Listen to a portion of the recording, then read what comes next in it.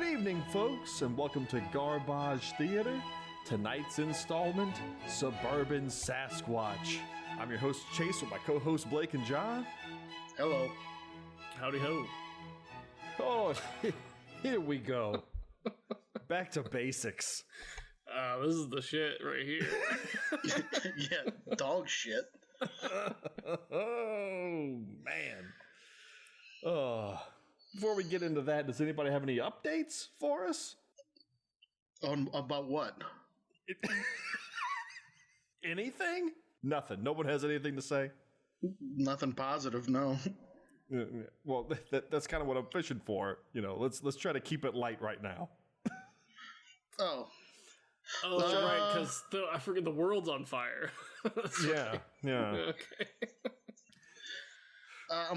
they're going to start letting us do jujitsu again next week, so that's fun. Well, there you go. That's something. Very nice. Very nice. Though I have been enjoying Muay Thai, and I think I'm way better at that. Been wasting my time with the other thing. I thought your jiu-jitsu instructor had a different opinion about you. Well, yeah, on I'm that. old and fat still, but you know, kid can still throw a punch. Yeah. Well, I watched Bone Tomahawk today for the first time. It's only been out for 16 years? What is that? I have no idea what this is. I saw y'all talking about it. I don't know what it is. It's an incredible film. It's a Western horror movie with Kurt Russell amongst other people. Matthew Fox. What's his name? The dad from Step Brothers. Okay. He's actually the best part of the movie, in my opinion. He's an incredible character. He was great. Yeah, I mean, it starts That's Bill's off, dad, right? Yeah, it starts off as your typical Western where it's like, the Indians took my wife. Well, we better go get her. And that's the first 2/3 of the movie, and then it takes a turn.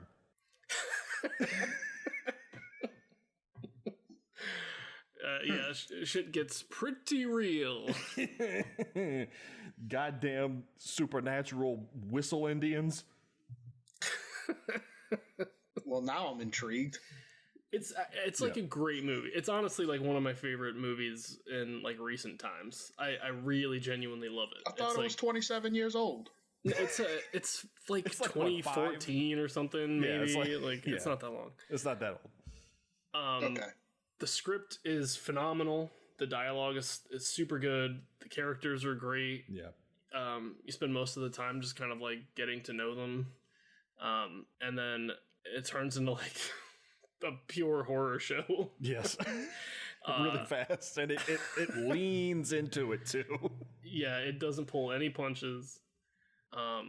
So it's a legit good movie then. Yes. I think it's a legit good movie, yeah. Okay. And it was made for $1 million. All the actors were in it just because they believed in it so much. He's got top tier dudes because they were into the movie. We've watched shit on this podcast that costs more than that. Seriously. There's actually a lot of parallels between this filmmaker, the guy that made Bone Tomahawk and Dave Wascavage.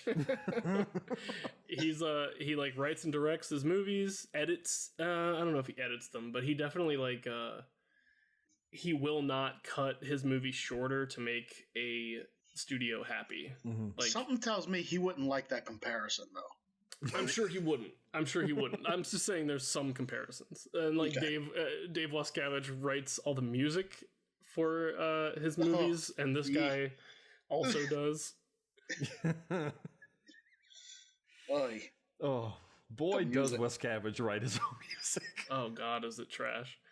Speaking of budgets, you know how much it took to make Pee-wee's Big Adventure? How much? $4 million. Oof. No, they had stop motion in that then. And everything. Yeah. But anyway, I'll never pass up an opportunity to talk about S. Craig Zoller. He's the Bone Tomahawk guy. I love him. His name's S. Craig Zoller. He's made 2 other movies, Brawl in Cell Block 99 and Dragged Across Concrete. They're both great. I've read 3 of his novels. They're okay. But yeah, I really enjoy his films. Is Dragged Across Concrete the one with Mel Gibson? Yeah, yeah. All of his movies are kind of steeped in controversy for various reasons. Like Bone Tomahawk. Dragged Across Concrete sounds like it's too long of a title, but it's only 3 words. Yeah, well, the movie's also like, I don't know, 2 hours and 40 minutes long. Oh, I'm out. It's long, but like it doesn't feel that long. It feels about as long as if you were being dragged across concrete. Yeah, I guess so. There you go. Movie done. Don't have to watch it now. I'm satisfied. It's still worth watching. But Anyway, Suburban Sasquatch. Huh. The myth, the legend. So was this before or after Fungicide? I didn't bother to look. I was wondering, but I didn't care. it was after. It's after. Okay, so he learned 2 years after from Fungicide. he learned. Boy, it doesn't look like it. No, it does not. I would he not have learned in guessed the that. opposite direction. Like, I honestly feel like Fungicide was a more competent movie than this. I was gonna say, like, I already. It's like it's as bad as Fungicide minus all the charm. Yeah. Fungicide, you could say Fungicide even had that. This brought me back to being angry at movies again. There's so many things that pissed me off about this. I thought it still had the charm. It just didn't. It didn't have like the weirdness. Like he wasn't doing anything different. You know, like Fungicide's like, what the fuck, killer mushrooms. There's like maybe one Japanese movie from the 60s that's about killer mushrooms, but like there's tons of Sasquatch movies. Sasquatch didn't, trick a hooker into thinking he was a customer. Or anything. I was waiting for it. Yeah, it wasn't clever. Like for as far as you could call Fungicide clever. Yeah. It was just like every other shitty Bigfoot movie. Pretty much. Well, it did have some slight differences. Bigfoot has a few extra special powers in this one. Which I was happy with because they really dug into the lore of Bigfoot. Which I'm sure you're going to educate us on throughout. Of course. All right. Should we dive in? Yeah. Let's get in there. Let's do it. Suburban Sasquatch. We open to, just the best opening credits. And you can forget Nintendo 64 graphics. This is like 3DO graphics. It's just these like 4 polygon trees that were like careening through as if on a roller coaster, and they've all got the names of the characters scrawled into them. And I can't remember. Was Fungicide rampant with CG moons as well? Yeah. Yes, it was. Yes. So he's still on the moon kick. We're not going to ever show a real moon, ever. Mainly because it was filmed completely during the day. But that's something else. Anyway, a pair of teens drive through the woods to a party. Where all the good parties are. The woods. And the girl says, "Oh, it's so far and it's not worth it." About 17 different ways. Oh, this girl. Yeah, dude. This... First of all, this seems like a conversation you guys should have had before you got in the car. It's like he sprung it on her once they got across the county line. Yeah. Oh, by the way, this party's 3 hours away. And then, second of all, it's like, Dave, you've got to actually write lines. It's like... Yeah, Tarantino, he is not. When you get, non-professional actors just to improv, you just end up with them reiterating the same thing. Like, you get a lot of, "It's fine, don't worry about it." It's like every line is, "It's fine, don't worry about it." And it's so far, and I don't know if this is worth it.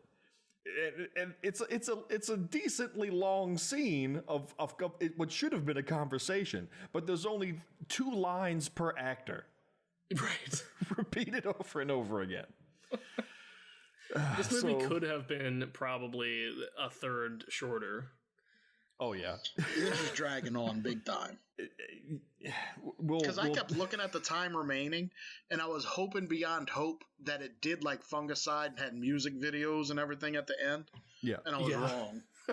It's just scene after scene after scene of confrontations with Bigfoot that don't do anything. No, they just exist to like. It's like, hey, remember there's a Bigfoot? Yeah, we got to get this over the 90-minute mark. That's the only reason for him. So while they're driving, a hairy figure watches from the tree line, and it scoots across the road real quick in front of them. And before they finally it slows them down, and then it comes plodding out into the street in front of the car and slams. Did I say slams? I meant the car rolls to a stop and Sasquatch kind of leans on it. Yeah. Safety. It growls the same sound bite over and over and over as the car's shaking around. It had a couple different growls. And the long sustained growl, not the one y'all are doing, there's one that's just a sustained growl. I swear to you, it's the sound effect in Top Gun whenever you're trying to land the plane on the NES. That's exactly what it is. That is specific as hell. Oh, Lord. So it's growling, shaking the car.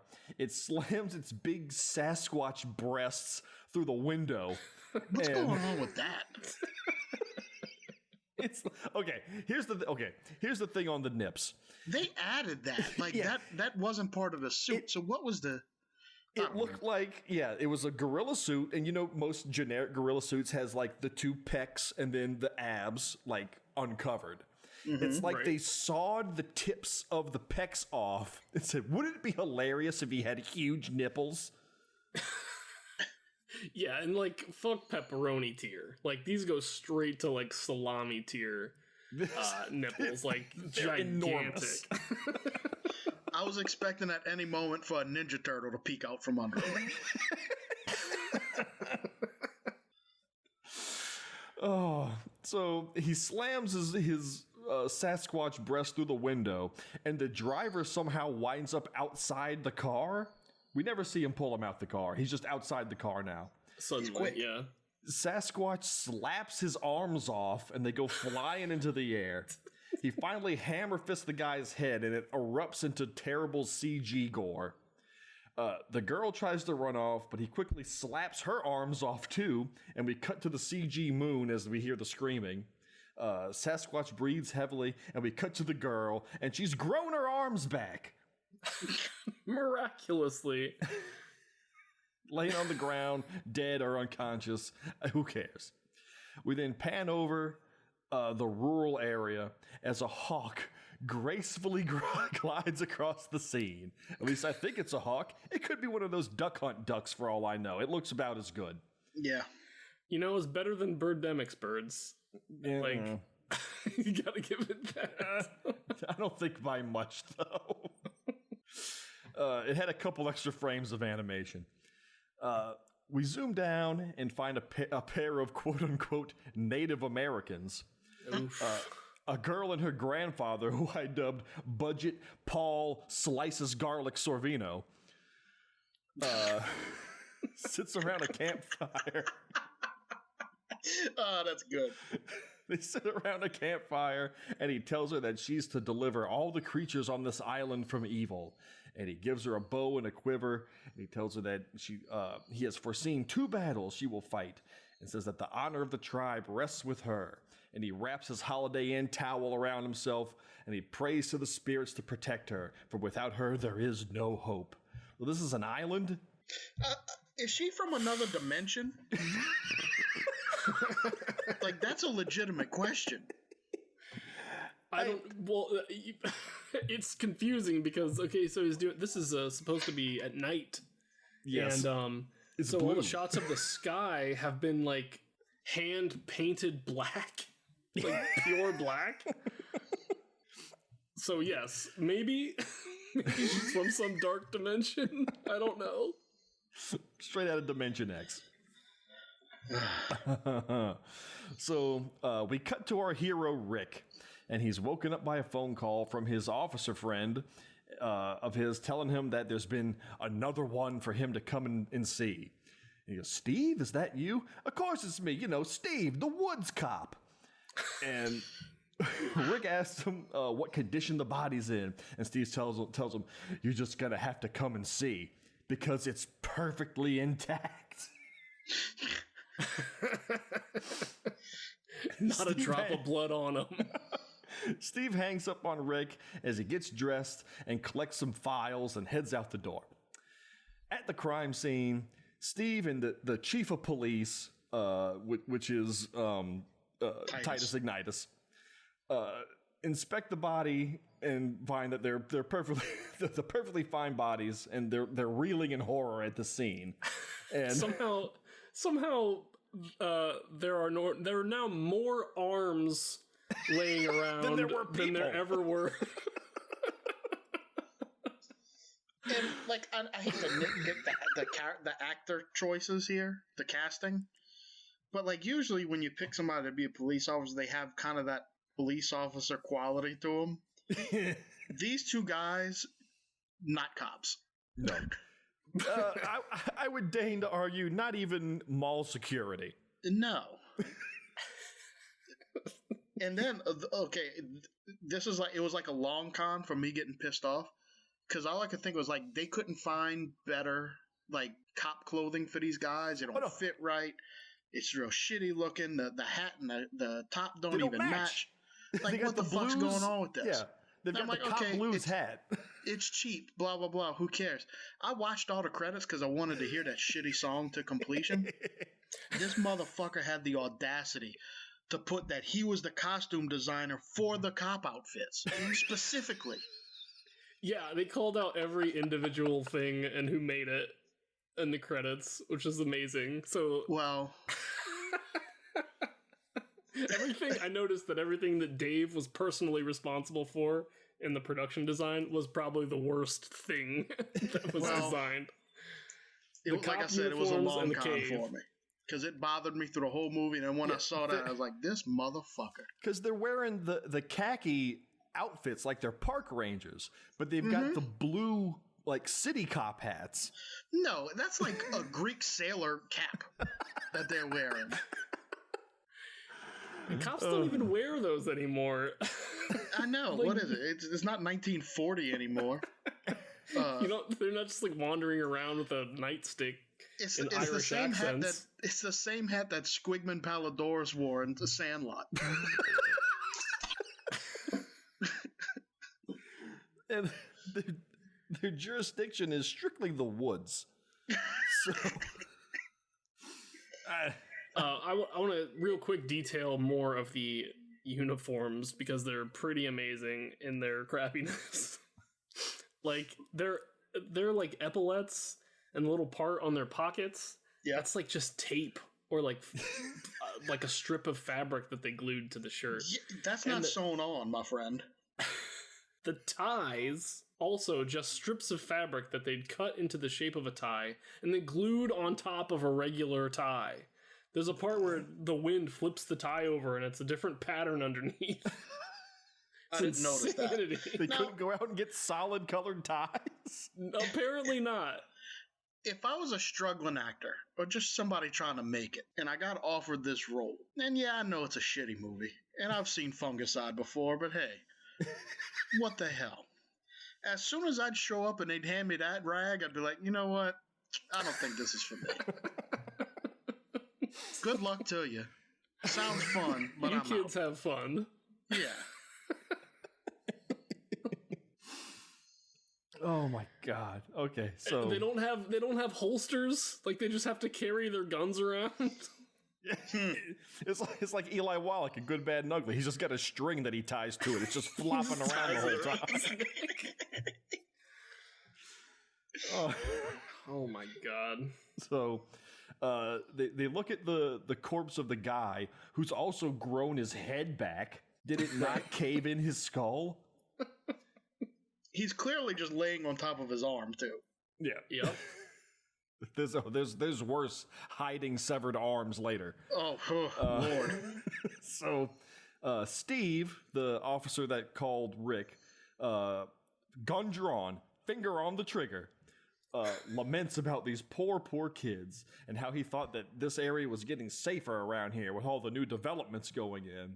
So it's not really suburban Sasquatch as it is planned suburban Sasquatch. Yeah, that was another thing. It's very rural. You see maybe 2 houses this entire movie.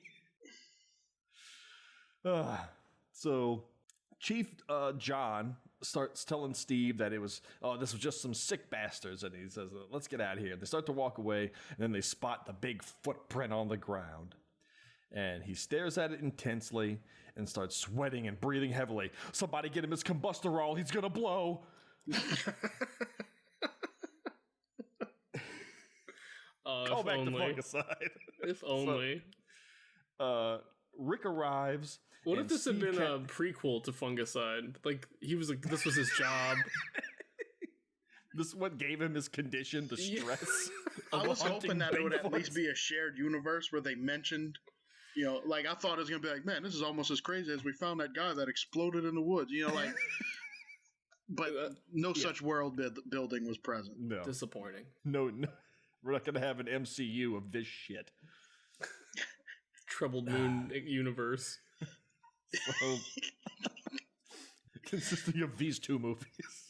Which is somehow better than the Dark Universe. Yes.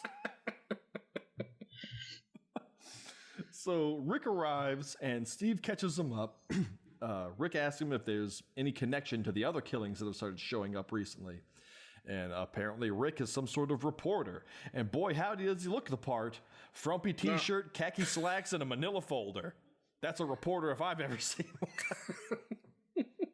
Checks all the boxes. Seriously, like, if you're going to identify people by their hats, just like give them the fedora with the press thing in it. Like, yeah. It would full work. blown. So Chief John tells him to hit the road because this area isn't open to the public, and he warns him about printing anything too quickly, as Rick suggests that maybe it's a rogue bear that's recently had its home destroyed or something of that nature. And Rick shuffles away defeated. Cut to a more different woods where a couple guys are fishing off the bank of a creek, and they hear growling in the distance as old Hairy Tits comes trotting up. He flat out Kanos this guy Dave, ripping his heart out and stuffing it down his throat. He didn't even need a tri-bladed letter opener to do that. Nope. Nope. And the best part is that all this is happening, we keep cutting to Dave's friend over and over, who just keeps going, Dave? I love this. He's like, Dave! Oh, Dave! Getting fucking eviscerated. So Sasquatch then rips one of Dave's arms off and hurls it at the other guy, who grunts a grunt that is not his own when it hits him in the head and he falls into the water. Genuine laugh out of this part. This is one of the best murder scenes ever filmed. He just kind of bonks him in the head and he falls into the water. We cut from this to the local high school / newspaper headquarters, where Rick tries to sell his story to his editor, and his editor tells him that nobody wants to read this dumbass story, and that and that murder doesn't sell papers. And Rick asks him for a little front money so he can start digging into this lead about the corrupt cops covering up murders. And the editor tells him that this story is his last chance, and if he screws it up, he can forget about writing professionally ever again. So a couple of things real quick. He mentions there's a cover-up by the corrupt police. Mm-hmm. Motherfucker, there's only 2 police in the whole area. And one of them called you to the scene that they're supposed to be trying to cover up. True. And so then what is this editor talking about? Like, the story's got everything. Corruption, murder, like, Sasquatches. Like, this will sell the shit out of some papers. I was just wondering if The Undertaker knows that Paul Bear is moonlighting as an editor at a newspaper. So when he says the corrupt police, he means police singular. Yeah, the one guy. Oh, God. So we cut to some kid playing soccer, all by his lonesome, while his mom's watching him from inside the house. And Sasquatch is also watching from the bushes. And the kid finds Sasquatch's footprint in the dirt, and Sasquatch starts creeping up behind him. And the kid sees the big bastard, runs inside to tell his mom that he saw a monster outside. He was big and hairy and had huge tits. Mom tells him, monsters don't exist. They're like the boogeyman or your father. They're not really there. Shots fired at Dad. Damn. She forces him back outside, and Sasquatch closes in again. This time, Mom sees him and rushes to the rescue, broom in hand, and she swats him in the face with the broom a few times before he slaps it away and wrings her neck. And the way they make him look taller than her, just mwah. Oh, Lord. I don't even know how to describe it. There's a clear line going through the shot where you can see that they've doubled up his legs to make him look taller. Yeah. And it happens several times throughout the movie where you can clearly see it's two frames juxtaposed on top of each other. And Sasquatch has a completely proportionate torso and just super long legs. Yeah. And then he grabs her and starts dragging her into the woods. And they're like, oh, there's too much movement in this. How could we possibly use our little trickery to make him look taller? We'll just put extra feet on his feet.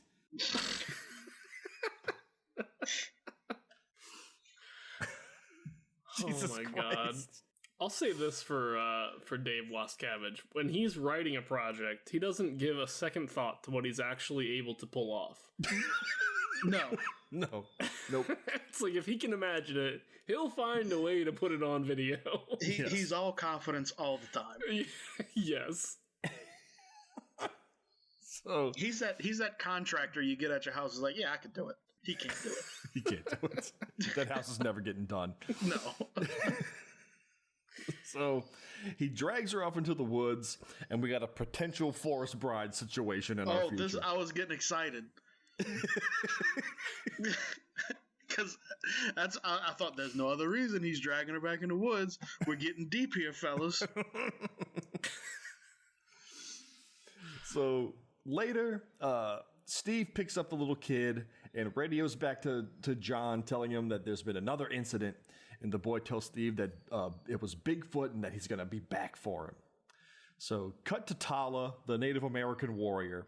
Her hawk friend squawks overhead and she tells him to be patient. That's all we need out of this scene. Okay, no. Pissed off again.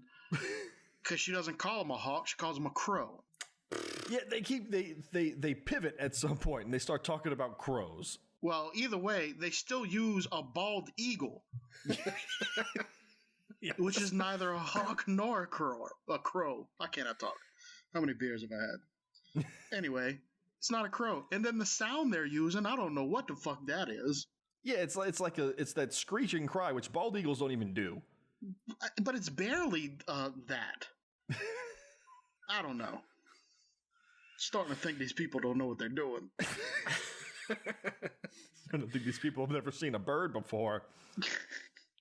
Well, if I know anything about Dave Wascavage, it's that he did not pay for any stock sounds. He made that sound with his mouth. Exactly. So let's check the credits. Yeah. Crow sound. Yeah. Dave Wascavage as Dave the fisherman / the eagle / crow. Was he one of the fishermen? He was the one that got his heart ripped out, yeah. Oh, okay. Isn't he the jackass at the end dancing to the music too? With his mom in the house? We'll get to it. Yeah. So, cut to Dave the fishing guy's friend, who's been floating face down in a stream for hours and somehow wakes up not drowned. I don't understand. Like when he fell in on his back. So he hit some white water somewhere. He's been on quite the adventure. So he crawls went over the some bank. rapids down a fucking waterfall. And then old Bandit climbed on this corpse and was saved. Slapped the saddle on him. Became Corpse Jones. God damn it. So he crawls onto the bank and immediately, Dave? He trudges through the poison ivy for a while before he hears someone call out for help. He follows the voice to a nearby cave, and he pulls out this huge flashlight that was just in his pocket the whole time. He went on his whitewater rapid adventure. He looks inside and spots several body parts at the mouth of the cave before looking down past the Atari Jaguar graphics. It was bad. Clearly, this cave that they found in the woods that when they were, scouting locations was about 6 inches deep. Yeah, there's nothing there. So they needed to, do some Peter Jackson forced perspective trickery. Yeah, that's one way of calling what it was. Putting a bunch of stupid CG rocks and making it look like you're going way down in there. Yeah. Later on, they said fuck it and just put trash bags on the wall. You gave it away. You're giving away movie secrets. So we see little Timmy's mom laying there in the cave. Long protected visual effects, movie secrets passed down from tradesman to tradesman. And Dad's building Halloween haunted houses in their garage. The Dad's building Halloween haunted houses in their garage. So they see Timmy's mom laying there. The growling picks up and the guy hightails it out of there.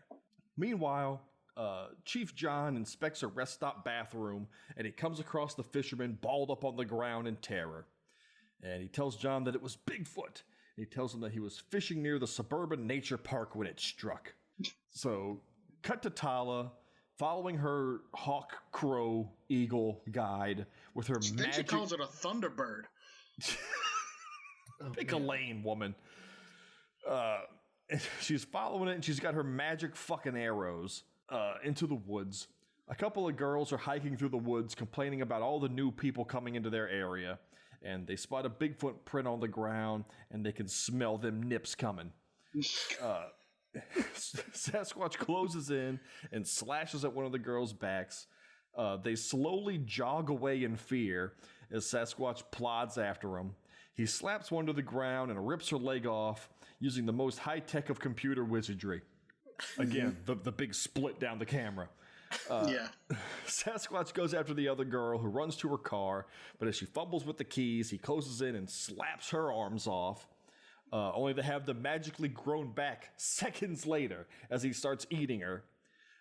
We cut to the sun to show some passage of time, and when we come back, he's eaten all of her.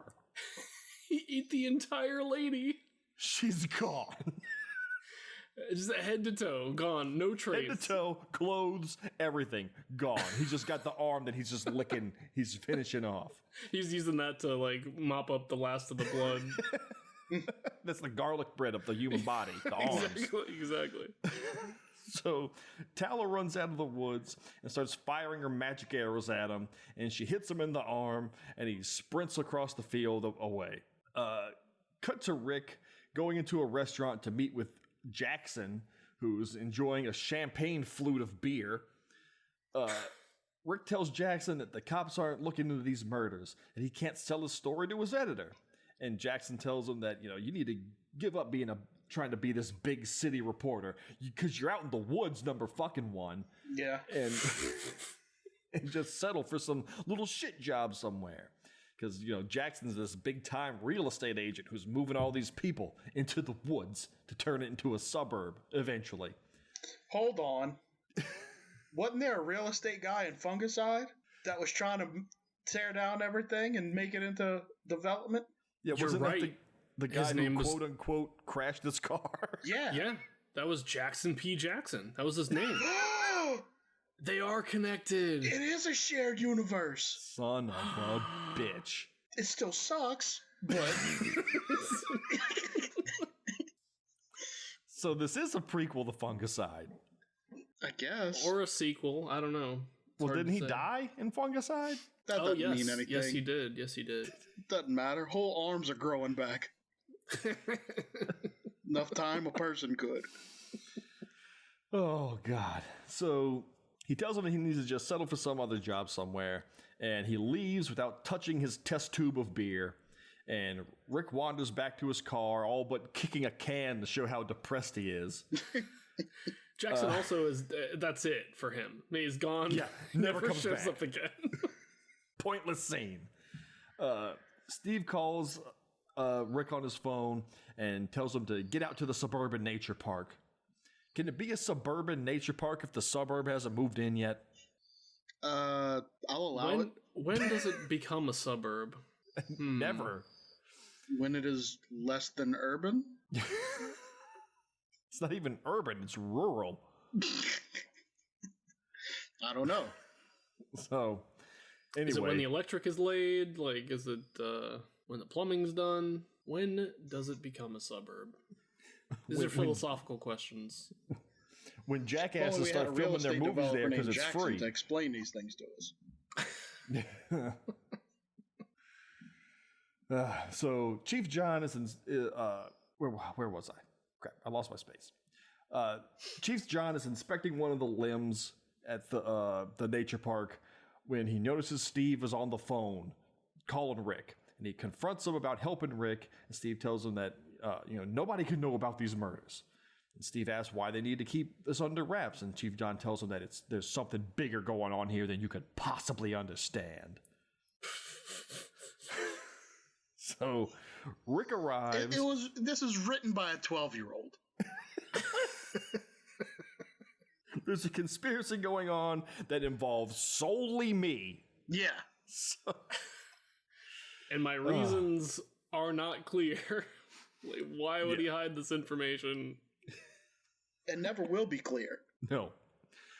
So Rick arrives and Steve gives him a gun. Because why wouldn't you? Chief just a gun. We got tons of them laying around at the police station. There's only two of us. Chief John can only have one bullet, though. Yeah. We have to share the one bullet. Chief John stops him from taking pictures of the body parts and tells him that they aren't trying to cover anything up. They're just trying to avoid hysteria for the population of 3. The woods. It's the woods. He sends Rick packing again, sends him off again when Rick spots one of Tala's arrowheads on the ground, and he takes it and leaves. So that night, Steve's on patrol somewhere and radios Chief John, who's just settling in to the newest issue of Police Chief magazine. That must be a real magazine. Like, there's no way they made that prop. I didn't want to give him the credit for it, but it's still kind of hilarious that there's a Police Chief magazine.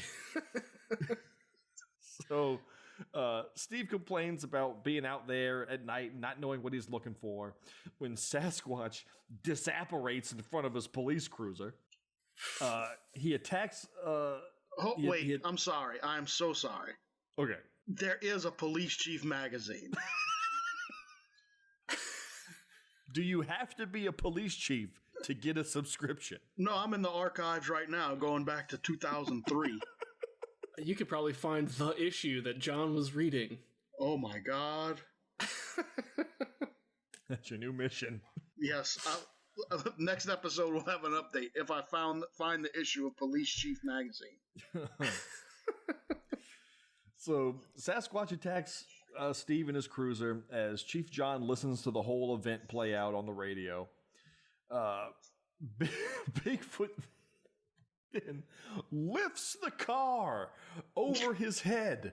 Again, spectacular. Hey, they can do it.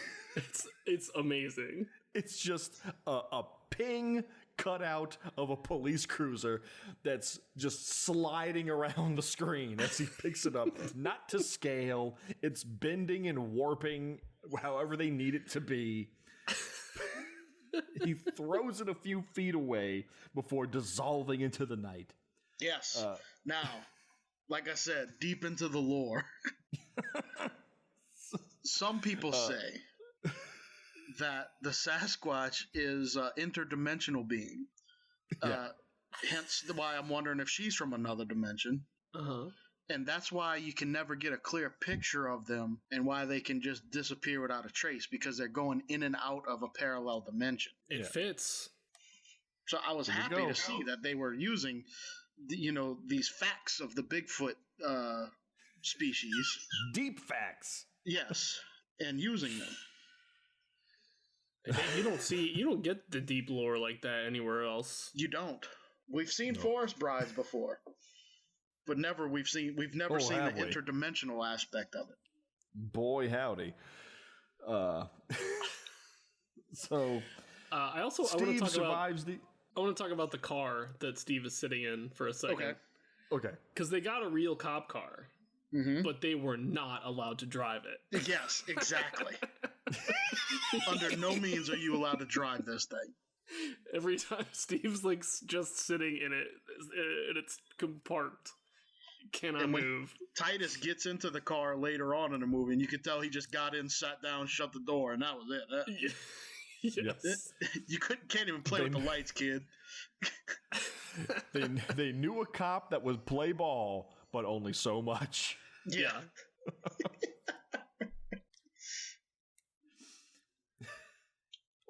Or the jackass is like, they found a cop that would play ball, and the idiot went to like his police chief and said, "Hey, is it okay if I let these two dipshits film a stupid movie with my squad car?" And he said, "Absolutely not. I will fire you if you do that."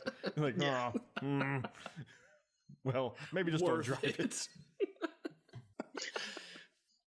Either that or Dave Wascavage made it with his own hands, but he couldn't run. The best prop he's ever done. So, Steve survived the attack and radios to John that the beast is gone. And John pulls a picture of a woman out of his desk. He looks at it and he tells her that he's not going to let it happen again. There's a story here. I felt terrible. So, when I saw the picture, I felt terrible. Because to myself, I immediately did like Kevin McAllister in Home Alone. I was like, Buzz's girlfriend, woof. How did I know you were going to go the Home Alone route with this? Before you even started talking, I said, Blake's going to mention Home Alone. Yeah. I mean, Titus is kind of Buzz-esque. Mm-hmm. He's grown Buzz. Yeah. Yeah. My issue was just from a laziness perspective. Like, you couldn't even find a frame to fit the picture. Or, like, print the picture to fit the frame. They only knew how to print it out on that full-size sheet of paper. Like, what are you talking about? Just, like, care for a little bit. The bubble jet printer they had didn't adjust. They cared enough to add giant nipples to the Sasquatch, but they couldn't find a decent frame. Well, that's important to the story. Yeah, maybe the woods doesn't have a target yet. So, anyway, later, Rick is at home inspecting the arrowhead, and we cut to some people's house where they hear banging outside, and the woman goes out to see Sasquatch throwing things around. Yeah, I think it's rocks, huh? I guess it's supposed to be rocks. It looks like big CG turds to me. Okay, which rock throwing is another thing that behavior of Bigfoot. Holy shit! They just do it for the kicks. It's rock throwing is a part of their culture. It's very much it's a sign of dominance. This is my area of the woods, and they've been known to throw rocks. Well, okay. Culture. There you go. Well, she comes out and she interrupts the Sasquatch's quinceañera or whatever the hell it's doing. he goes after her, and she screams, but Tala runs to the rescue and shoots Sasquatch with another one of her magic arrows, and he runs off and disappears again. It's just going to be this. This is going to happen at least 12 more times. Yeah, these arrows are pretty ineffective in her hands. They just hit him, and he sprays out blood like a super soaker, and then he runs away. He's squirting out blood like Wednesday Addams on a little play that she made. Yeah. He goes, and then he runs away and disappears. So the next day, Rick goes to his grandmother's house, and he asks why she likes to live out in the woods away from the city. And she says that, well, nature is a gift from God, and I like to be near it. And he tells her that there's a dangerous killer on the loose, though. And she rebuts, oh, that happens anywhere you go. A big pepperoni areola ape man slapping the arms off people. You seen one, you seen them all. Yeah. So he shows his grandma the arrowhead, saying that he's not sure if this is connected to the murders or not. And Gam, local arrowhead expert, tells him that you don't see arrowheads with jewels in them very much. Incredible insight. So, and also the fact that he finds a piece of trash on the ground and says, I wonder if this is connected to the murder. Right. This is why you're not a reporter. Yeah, this is why you're not a journalist in the big city, you fucking idiot. This is why you're reporting in the woods, asshole. So she tells him to go back to the place that he found it, and God will give him guidance. Grandma's got a real wet spot on her cross-stitched seat cushions for this God character. Yeah, and Rick's not having any of it. He's not into any of this nonsense. Oh my God. So, meanwhile, we cut to some guy wandering the streets calling out for his dog Muffy. And he spots Muffy behind some bushes. It's a little white terrier. And he crawls under the bushes just to see Muffy squaring off against Sasquatch. Sasquatch picks up Muffy and rips her in half. I was expecting something way cuter than this. I thought that the dog was going to bark at the Bigfoot and the Bigfoot was going to run away. No, sir. Straight up rips Muffy in half as the man on his knees is crying, watching. I was expecting an AFV scene, and instead I got Saw 4. I guess Wascavage is a cat person. Oh, you know he fucking is. What's the matter with cat people? Huh? They just different, that's all. So, anyway, the man cries out. Y'all chased off the cat people like y'all chase off everybody else.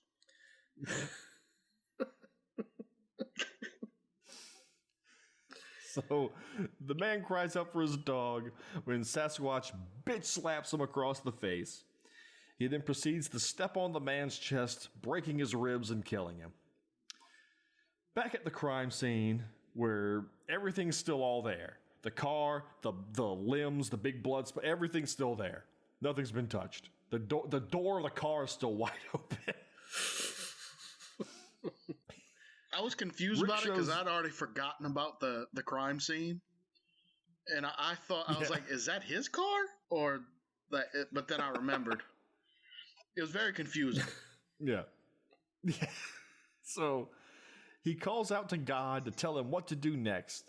When Tala uses her mind's eye to echolocate where Sasquatch is, we see some woman driving down the road, eating a hot dog with a pile of presents in the back and a chandelier in her car, just to make sure you guys don't think any of those are going to be questions. And I definitely had chandelier written down. It keeps cutting back and forth from her eating this hot dog to Sasquatch eating people, and I don't know what they're trying to say with this. They were trying to make some sort of social statement here, but I can't quite figure out where the presents come into play. Well, that's another thing about this movie. It's like I feel like so Fungicide definitely had an environmentalist like message to it. And I thought that this was going that route. Like they're building all these suburbs and like Sasquatch is being forced out of his territory or something like that. And that's why he's doing it. But they never do anything with that. No, Sasquatch is clearly the bad guy in this, whatever his circumstances are. Yeah, I don't think it has anything to do with like deforestation or shit or anything like that. It's like they make vague gestures in that direction. They keep talking about like all these developments and stuff like it's a bad thing, but they don't do anything in the story with it. So I don't know. Never pans out. You know, both the Sasquatch and a woman were eating dogs. There you go. That might be as deep as it was. Jesus Christ. So this woman's driving around with her friend, who also happens to be the hippie bed and breakfast owner from Fungicide, showing her where her new house is going to be. And they spot Sasquatch sling across the road again. And she says that she's got to call the cops or the ASPCA or something. There's a thing. Oh, like, they're so quick to call the cops in this movie. Oh, Jesus Christ. There's a couple of Karens out here trying to call the cops on us. Just the Squatch trying to walk down the street. You went the Karen route before I can get to it.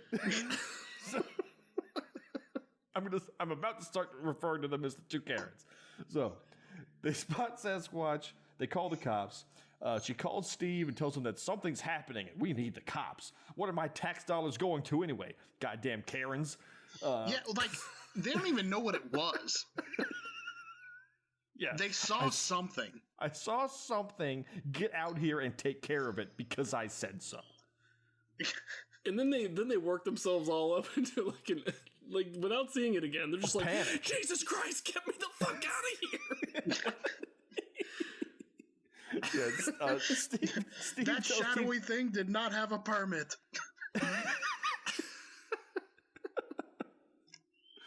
So Steve tells Chief John that he got a call of an animal attacking some woman and wants to call animal control. And John tells him, no, we're going to handle this personally. So meanwhile, the Dos Karens are losing their shit because they're lost in a houseless subdivision. Oh, they are losing their minds. It's just the streets. There is not a 2x4 put up on any of these lots. You can see everything. Yeah, what's crazy is between the shaky camera from the back seat of the car, I know exactly where they're at. They made the same turn twice. Just go straight. So, Steve, Rick gets a call from Steve and tells him to get to Woodsview now because shit is going down. At least the Karens say so. So Sasquatch is bounding after the Karens at warp speed, and he night crawlers and teleports onto the top of the car, smashes through the sunroof. The Karens run off the road and crash the car, so they flee the car. Sasquatch slaps one of them in the ribs, and she's down for the count. And he goes after the other one when Tala arrives, and she touches one of the Karens' cheeks and brings her back to life. She's got that force, yo. Yeah, don't remind me of that. So Tala shoots an arrow at the Sasquatch, who dodges it and picks up a very much there log. Yeah. Lifts it up over his head. I've never seen a more there log. He lifts it up over his head, and she whips out her dual tomahawks and hurls them into the log, rendering it useless as a weapon. Is it just me? I actually thought that was cool. You ruined my log, you bitch. And he throws it down. I thought when she pulled out the tomahawks was pretty damn cool. It would have been cool. It could have been cool. If they weren't cartoons. Compared to everything else I've seen in this movie, the dual-wielding tomahawks is pretty fucking cool. For sure. I feel you. She could have thrown him clear over his head. It would have had the same effect. No, it took out the log. She rendered that log useless. She killed it. So, Rick arrives with his manila envelope at the same time as Chief John to see Squatch carry Karen number 2 off into the woods. Tala and Rick go into the woods as Tala tries shooting Squatch with an arrow again just for him to teleport away. So she tells him that she's hunting Sasquatch, which he's having a hard time believing, considering he just watched the fucking thing. He finds another magic arrowhead on the ground and offers it back to her, and she says that the magic's gone from it. It must be returned to Mother Earth. And he has to tag along with her, and she lets him. Back at the station... Are we, like, how far into the movie is this? We're only, like, 30 minutes in or something. I feel like this is the point where it starts to kind of drag. Yeah, Yeah, because now it's very much everything we've already talked about happens again to different people. Yeah, this movie starts repeating itself more than those two teens in the beginning. Yeah. So, back at the station, Steve finds John in his office just distraught, and he asks why he wants to do this alone, and John tells him that he and his wife moved out to the woods in Oregon to live a peaceful life away from the evils of the city. And we flash back to them on the porch when John gets up and goes inside, leaving his wife on the porch. And Sasquatch appears, and it's like Lancelot and Monty Python's Holy Grail. He's a million miles away, just slowly making his way to her. And he warps onto the porch and abducts her. And he rushes out to help her, but he gets knocked the fuck out. And he runs back inside, grabs a shotgun, and just comes out blasting wildly. Sasquatch slaps the gun away and knocks him to the ground and steps on his knee, disabling him. And Sasquatch runs off with his wife, and John says that he had to start over at a new town, and he can't believe that Sasquatch followed him out, and he just gave up on his wife.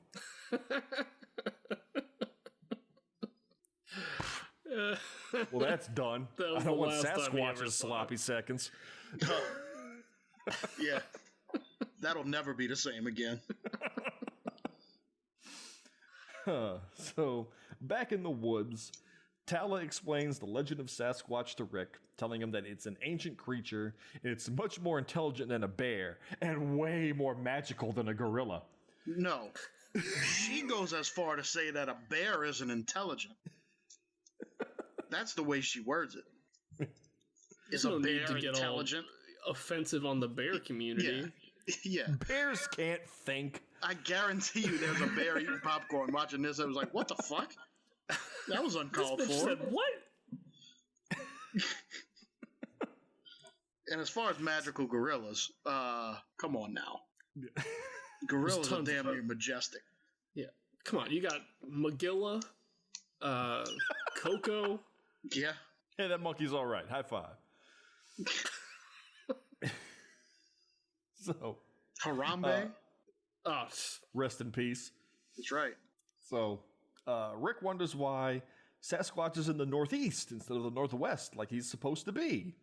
Mm-hmm. And from here, we cut a couple of rednecks outside of their redneck house working on their redneck truck, and which happens to be red. Yeah. Sasquatch, the Sasquatch mist kicks up as Redneck 1 brings the springs which to has Redneck never been 2. a thing before. Like, suddenly it's never been a thing in this movie. However, here we go. I was waiting in for real the correction. life, Sasquatches have been known to manipulate the environment around them to stay hidden. Amazing. Yeah. He's like the fucking were-rooster.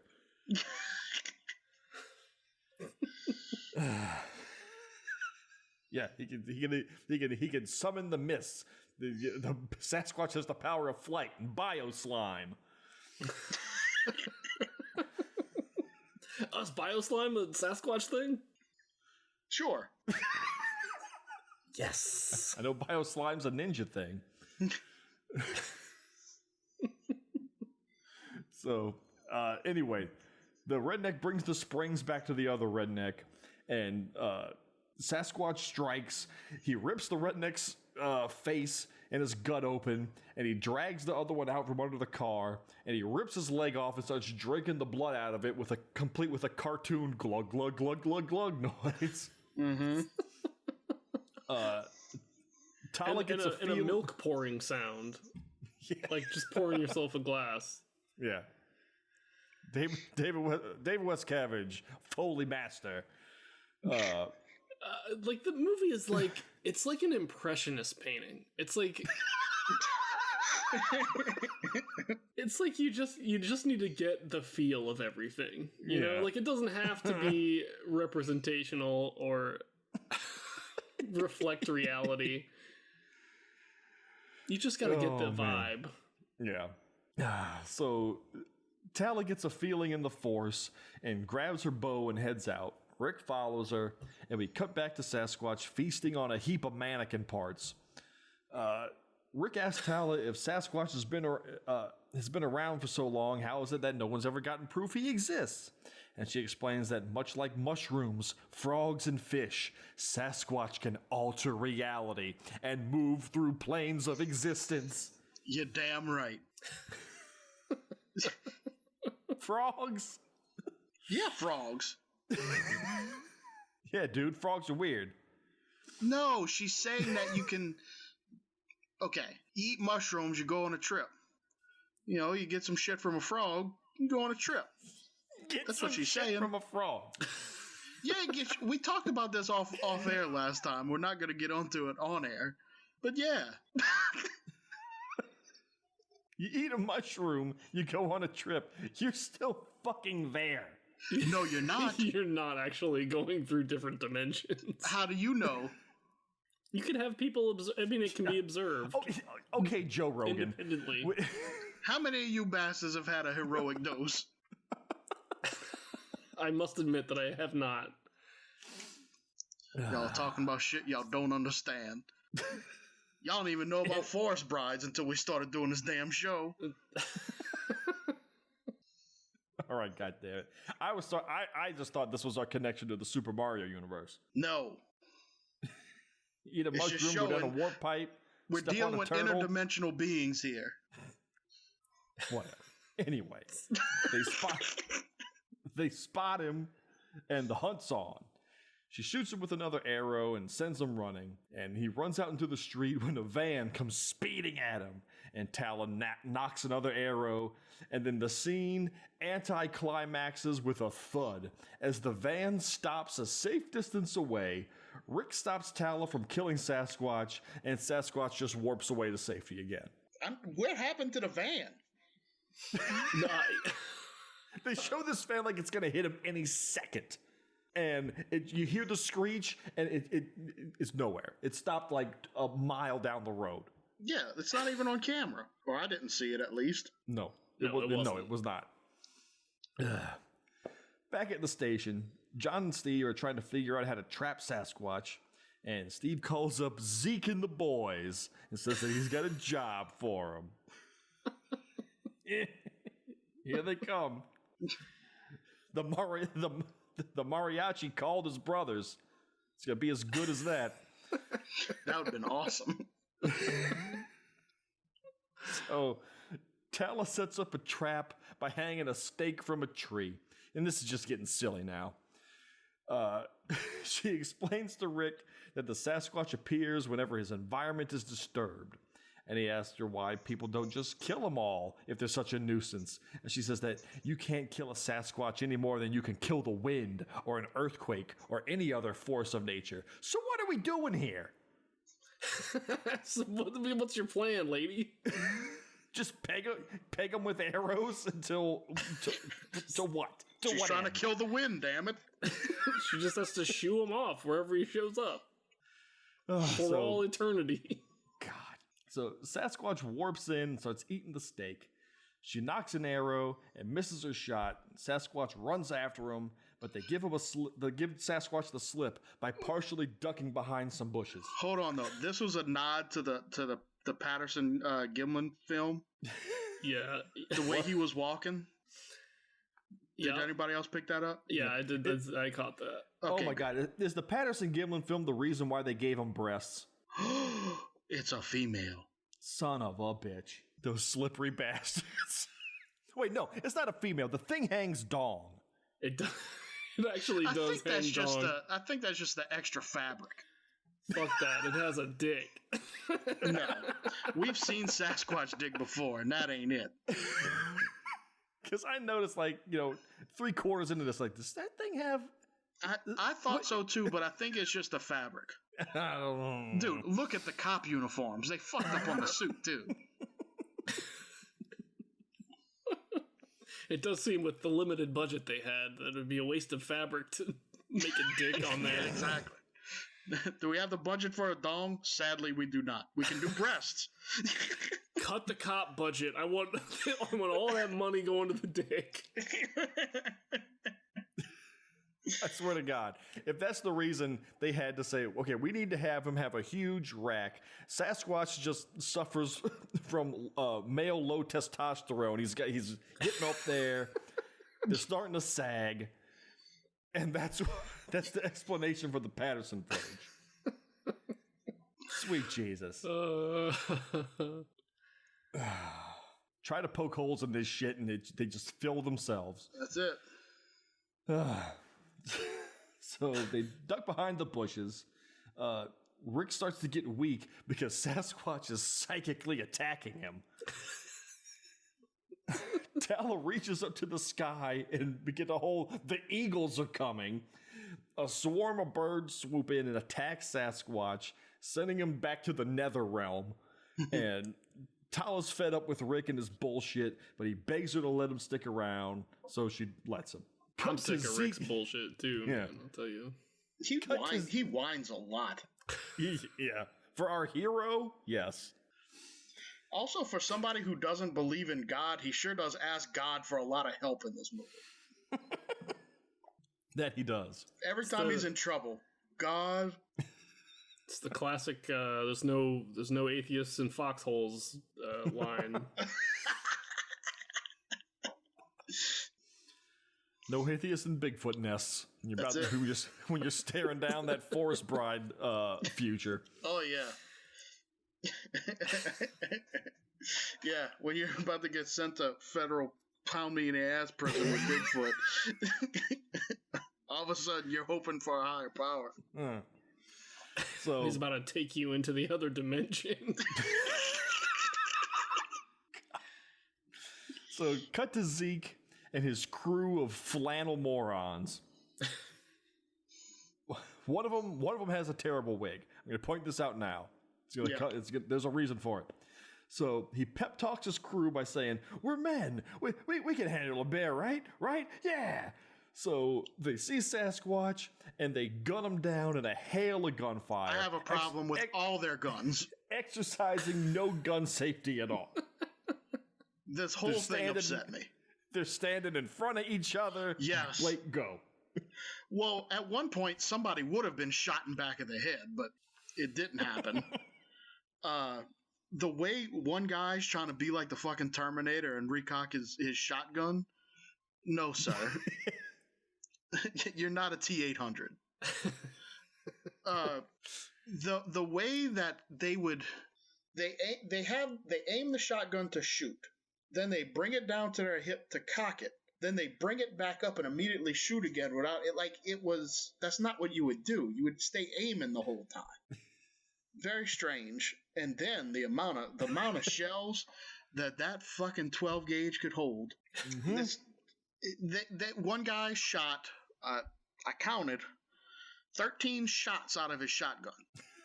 13. How much does the standard 12 gauge hold?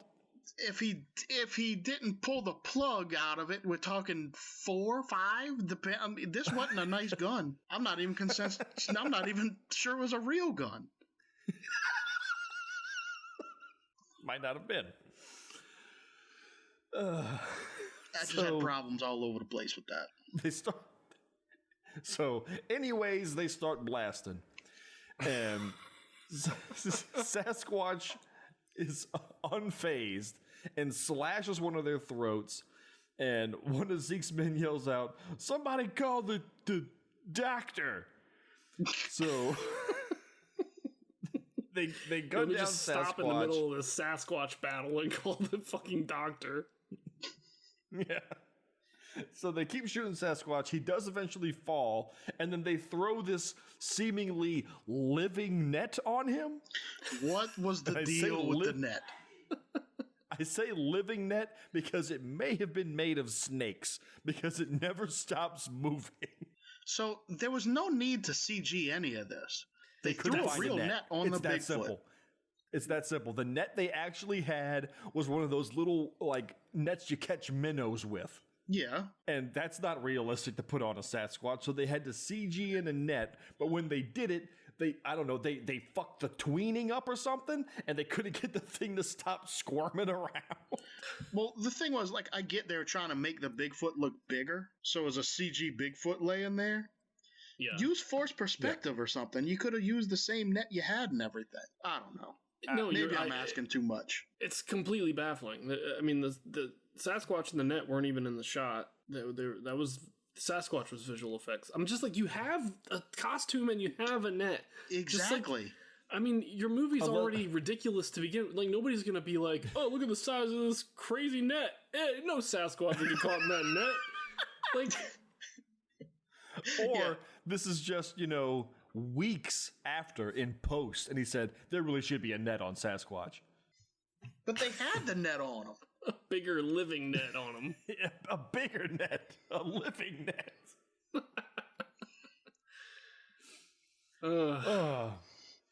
This is why you have budget woes. You're spending your money on stupid shit like this.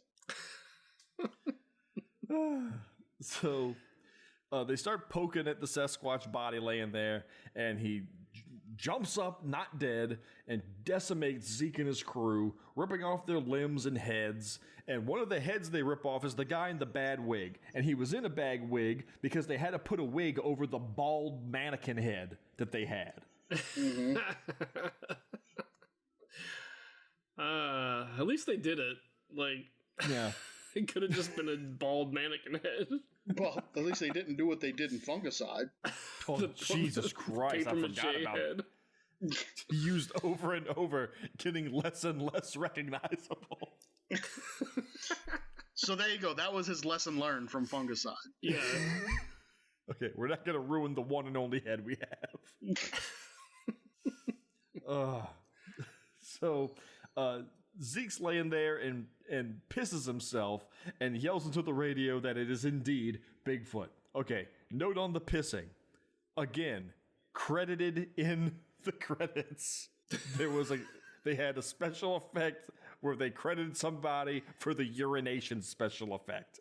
That had to be credited. I mean, the guy just pissed his pants.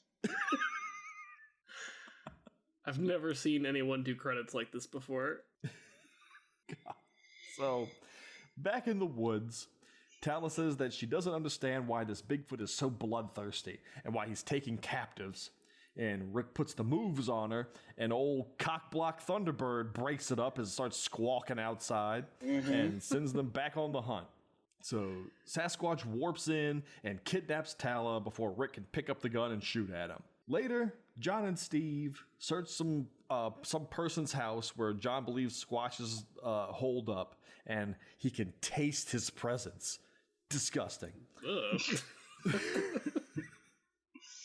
I can taste them big greasy nips now. Ew. So Steve finds blood and a couple of arms in the basement, and he spots a flopping corpse in the basement and starts puking everywhere. John comes down and consoles him while this still living victim writhes around on the floor in dire need of assistance. Somebody do something. Well, the doctor's already been called to some random field. But one doctor of the woods. Tala wakes up in someone's garage that's covered in garbage bags on the walls. Oh, excuse me. It's the cave. Mm-hmm. She's tied up with Karen number 2, who doesn't know if she's been there for hours or days. She just knows that she needs to talk to Bigfoot's manager. You can't treat me this way. It's made pretty clear what Sasquatch is doing to these women when he shows up and drags Karen number 2 away, begging and screaming. Mm-hmm. Back at the quote-unquote newspaper, Rick goes in to talk with his editor, and he asks Rick if he's found proof of the killings, and Rick says that you won't believe me if I tell you, and leaves. What? Why? He's the worst. Did this guy have like a contract he had to be in 2 fucking scenes? Probably. So Rick goes back to the woods and listens to the birds yell at him, thinking that they'll lead him to Tala. And guess what? They do. He goes into the cave and unties Tala. She warns him that Sasquatch is becoming more and more powerful, and she grabs her bow, and they run out of the cave as Sasquatch comes out and chases after him, tits a-swinging. She leaps over him and nails him with an arrow, but he claws Rick's stomach before he disappears away again. This is when I noticed the dong, or what could have been a dong, on the Sasquatch. So, the possible dong. Yes. We cut to the most happening house in the neighborhood as some old woman in curlers sits in a bathrobe doing some needlepoint while this idiot redneck dances to no music in front of her. This is one of the grimmest images I've ever seen. This is like something you'd see in like the Leatherface household. Right. Seriously, yeah. This is like from a Harmony Korine movie. Like this is Gummo or something. Like just fucking terrifying. I was thinking this was minutes after someone put the lotion on the skin. Yeah. God, yeah, they've got people in the basement for sure. They hear something outside, and she yells at the guy to go out and take a look. And he looks outside and says, there's nothing there. And she says, well, I'm calling the police anyway. What a bitch.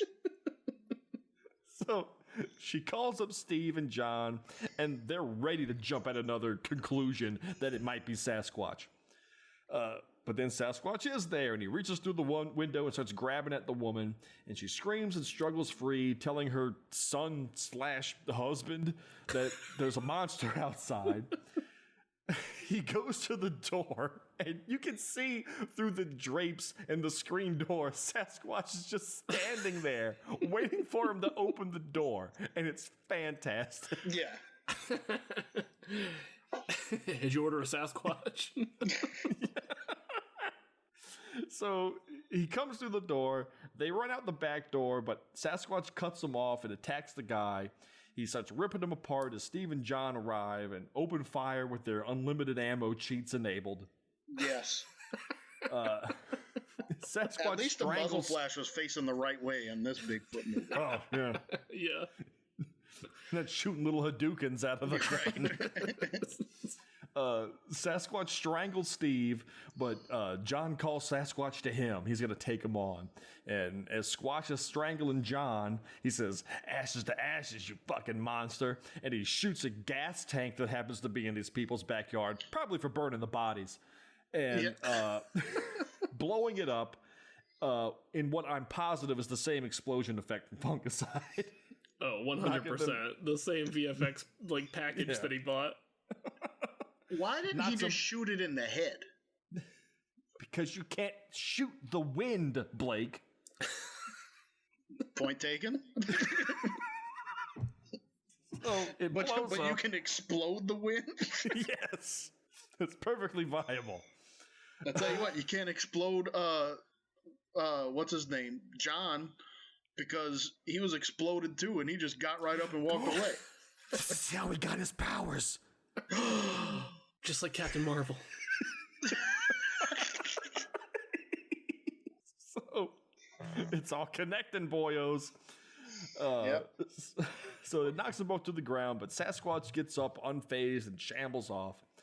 Steve goes to help John, helps him up, and they say, well, we done all we can, and they exit the movie. They just blew up some civilian's house, and they're like, well... Our job here is the woman's still alive because she just ran off into the woods. Interior of the house. Yeah. So back at Tala's tent, she performs some ritual over Rick to heal him, and the next morning he wakes up just fine. Hold on, I was pissed off about that too. Okay. She talked about the herbs that were going to heal him, the 11 herbs and spices. God, you stole my joke, you bastard. But she had a bandage over his stomach. And she rubbed the herbs over the bandage. That's not helping him any. Again, impressionist painting. You just need to get the feel of it. Yeah. You don't need to actually use the medicine. Just get the whiff. You know what she was doing. That's good enough. I guess. I personally just hoped that Rick was dead because I'm sick of him. He really contributes nothing. No. So the next morning he wakes up just fine, and he tells her of a dream he had while he was quote unquote dead. And he says that one of them will be killed trying to stop Sasquatch. And she gives him a little turtle doll and tells him that it'll give you pizza power or some bullshit. I would have slapped that shit out of her head. What she said, it'll protect you like a turtle shell? It'll give you the strength of a turtle shell or something to protect you. Whatever. Here's a little Donatello. It'll protect you. Sure it will. So he says that Sasquatch is heading for the center of town. She says that they have to isolate him from nature so he'll grow weak. She wants to go it alone, but again, his worthless ass insists on going along with her. So Sasquatch breaks into Rick's grandmother's house, which is the center of town, I guess. What is this, Jaws 4? Like, how does it know where his mom lives? It seems like it was on purpose, right? Or his grandma? His grandma. He's on a revenge thing now. Yeah. It's like Doom 2, when Hell makes their portal right in Doom Guy's hometown. Yeah. But it's like, she says she knows it's going to the center of town. It goes to Rick's grandmother's house, who we've already established lives way far away from town. The whole point is to isolate him. The whole point is to isolate him from nature so he gets weak, which he clearly is not. Yeah, and his grandma said specifically she likes to be around nature or whatever. Oh, yeah, that's right. Yeah, you put breasts on the Sasquatch, but you didn't think of that, huh, you smart ass? Maybe his grandma is the Sasquatch. No. She certainly had a lot of knowledge about them arrows. Yeah. So Sasquatch breaks into Rick's grandmother's house by kerploding the door. He had to do another fungicide where he came through the window, but he did a door this time. Yeah, and you can clearly see the real door still there. So one of them double doors. Rick wants to rush in and save his grandma, but Tala says that they need to go about this intelligently. So they burst through the front door and start blasting. They come in and just start firing arrows, and Tala throwing her tomahawks everywhere. There goes Grandma. Wait, do we ever see Bigfoot and Grandma in the same frame? I don't think so. That's it. She was the Bigfoot all along. Because go ahead, finish. Go ahead, finish. I was gonna say, as much as I don't want to admit it, but no, we don't. But Tala double tomahawks him, but he grabs her and starts strangling her. And then Rick picks up the bow and arrow, and he asks the spirits to guide his hand. Spirits or God? Which one? He doesn't believe in any of it. Why is he asking anybody? You want here? So he asks the spirits to guide his hand. He fires an arrow, and it hits Sasquatch square in the left nip, which is his weak point, apparently. Like, Tala's been chasing this thing. She's like trained, been chasing it the entire movie, but it takes a man who's never held a bow before to make a shot like this. Mm-hmm. Yeah. So, and apparently his nipples contain electricity. Yeah, electricity starts sparking out of his nipples like it's a proton projector. So he explodes in a fiery blast, centralized in this old lady's living room. Yeah, and the next thing you see is just Grandma laying on the ground. The spell has been broken. She's Bigfoot.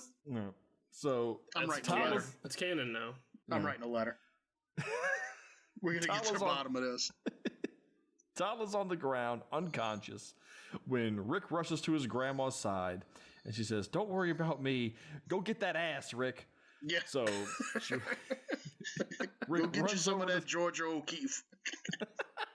So Rick runs over to Tala and carries her back to her tent, and then he starts sprinkling the magic herbs and spices over her. Yeah, once again, asking the gods which one to use. Yeah.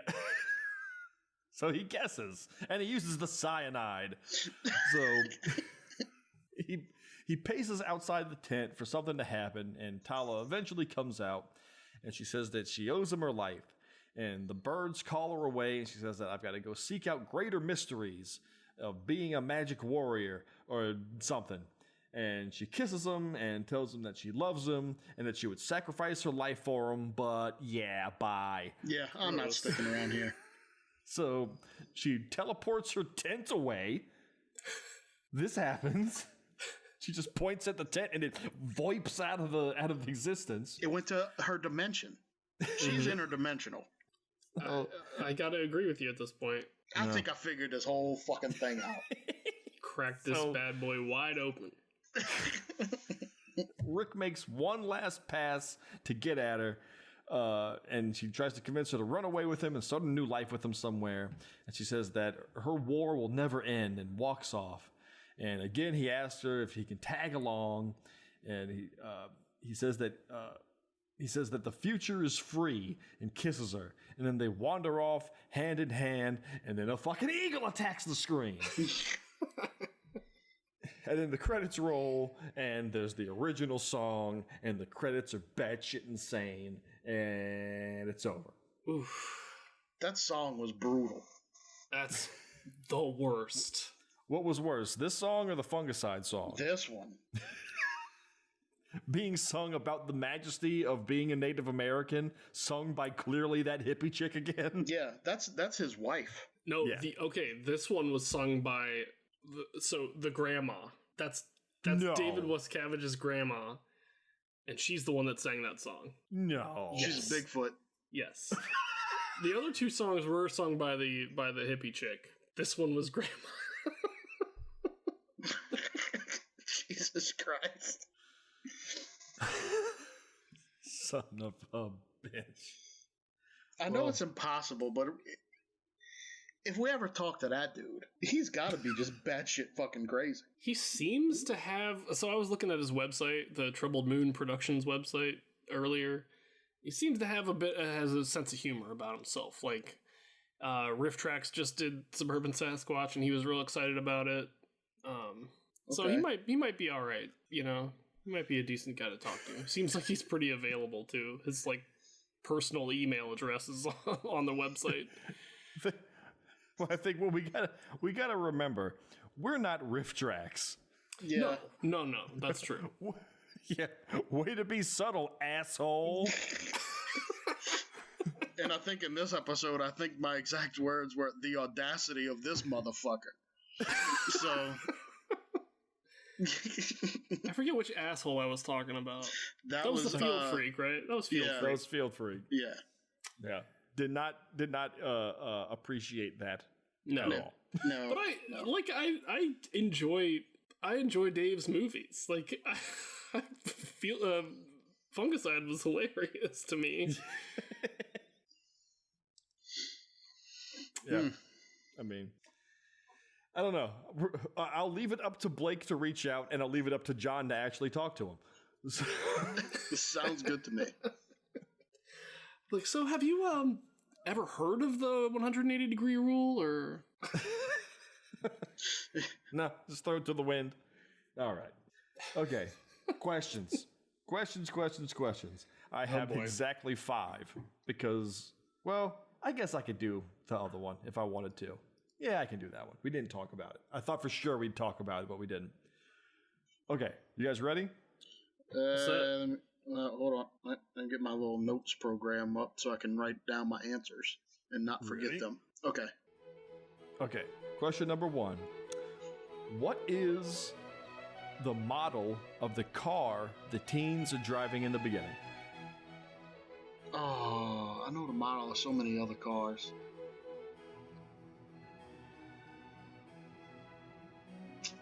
Fuck. Question number 2. How many inches long are Bigfoot's feet?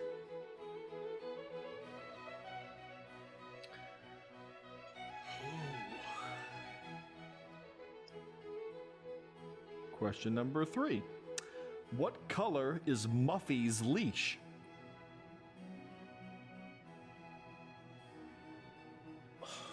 think I got that one. Question number 4. What is Chief John's wife's name? Damn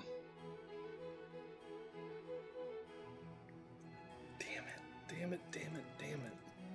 And question number 5. This is my Blake question of the evening. Chief John's computer has a Post-it note on it. What color is it? Oh no. I should assume Blake's gonna pay attention to the Blake shit. I think I did. I think. Damn, I'm not They make confident Post-it about, notes in like, an array any of these. colors. I'm not confident in any of these. All right. Okay, pencils down, gentlemen. What was the model of the car?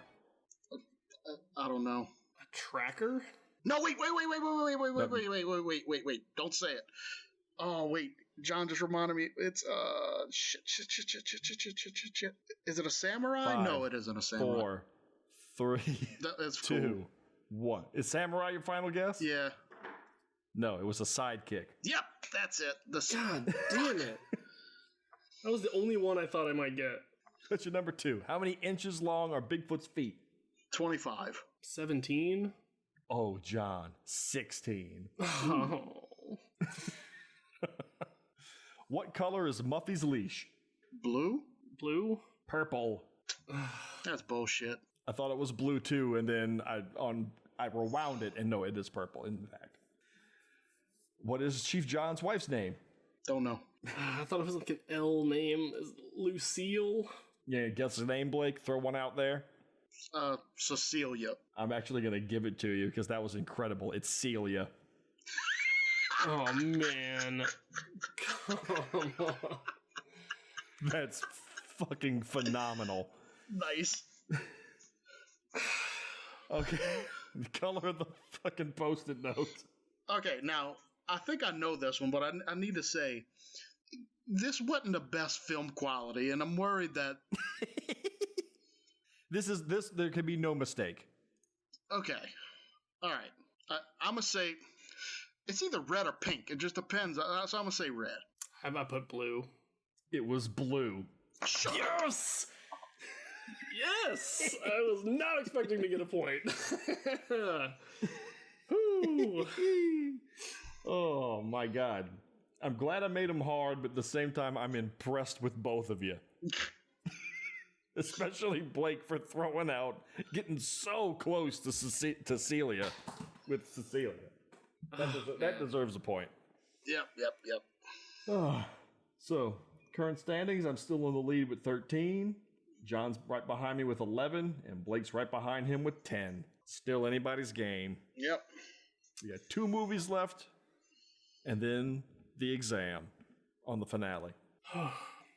Speaking of movies left, we got to do a Blake movie now. Wait, we didn't say anything nice. It's after. That's at the very end. Oh.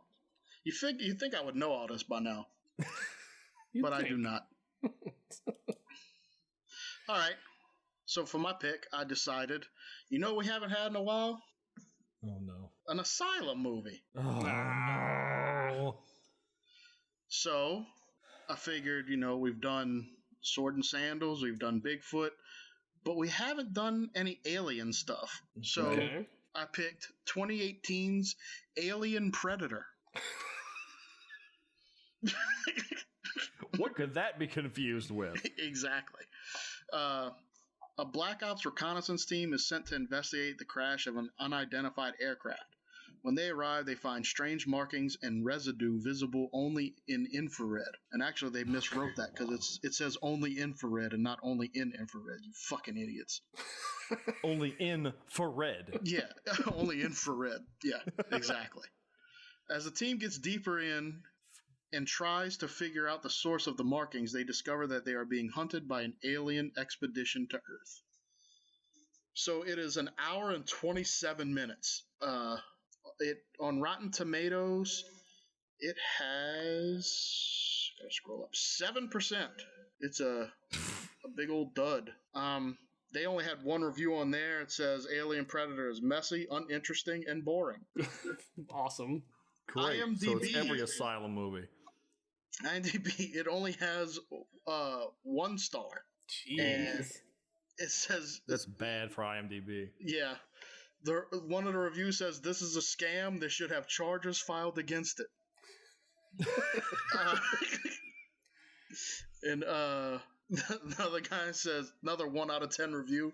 Good grief. Put on a 70s German porn flick and you'll be better entertained than with this barrel of manure. Shit. It's pretty bad.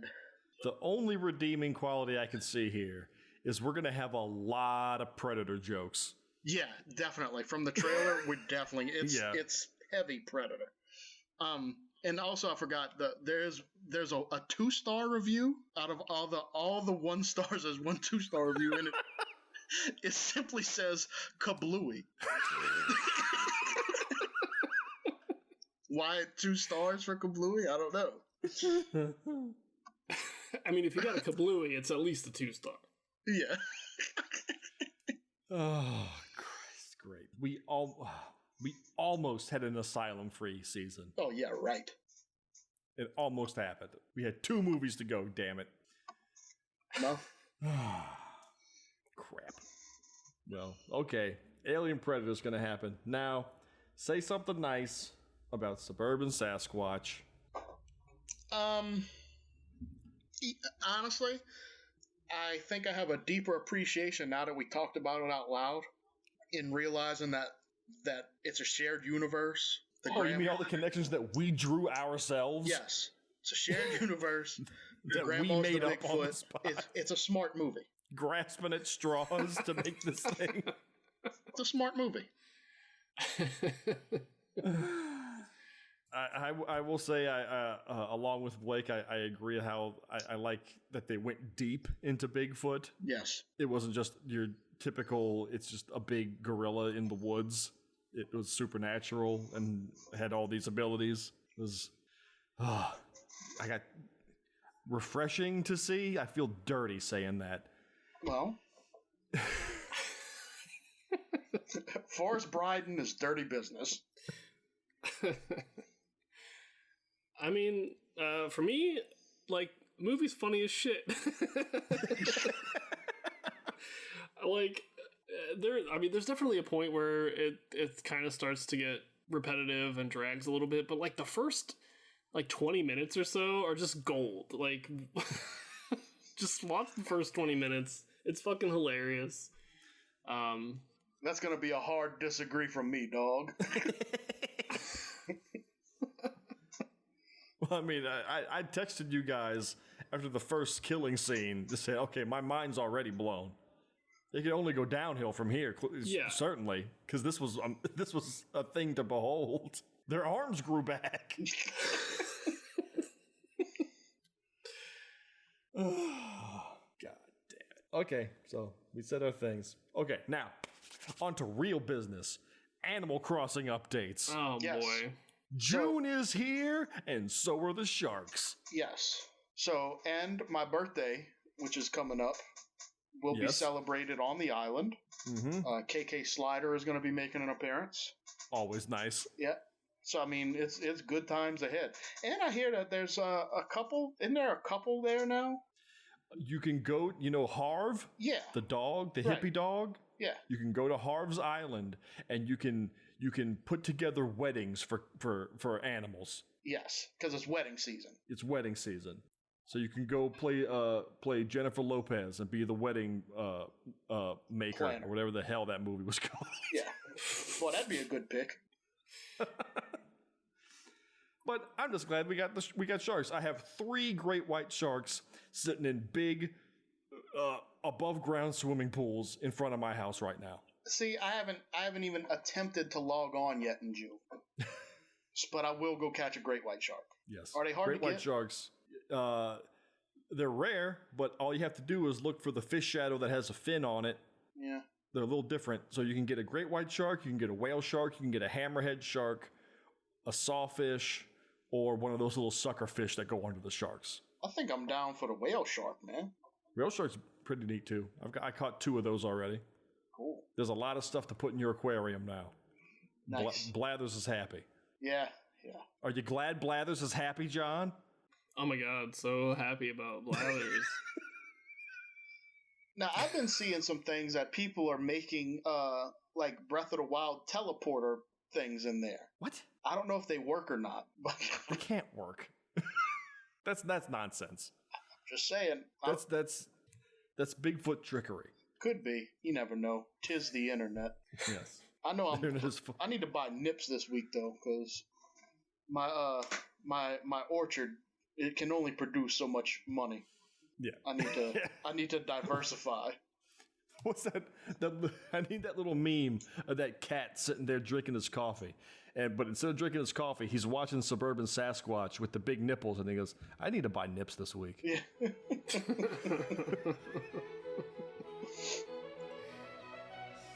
I bought my nips. I cashed out early this week, though, because I was in a rocky projection. So I've got about $3.5 million in the bank right now.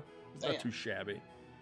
See, every time I go pick my massive orchard, which takes forever, but whenever I'm done, it nets me about $300,000 every time. So that's good investing money. That's something, yeah. Put that into the market. That's no problem. John, you're being awfully quiet. The fuck am I supposed to say? I don't play Animal Crossing. Uncivilized douche. For all of you waiting with bated breath, I did indeed beat Sekiro. Thank you for listening to Garbage Theater. As always, you can find us online at facebook.com/Garbage Theater, on Twitter at Garbage_Theater, and on Instagram at Garbage_Theater. If you'd care to leave us a review on iTunes, we would very much appreciate it. And if you have a movie suggestion or just want to reach out to us, you can contact us on any of our social channels or email us directly at garbagetheaterpodcast@gmail.com. Don't forget to like and subscribe for all the latest episodes and happenings. Good night, and see you next time, folks.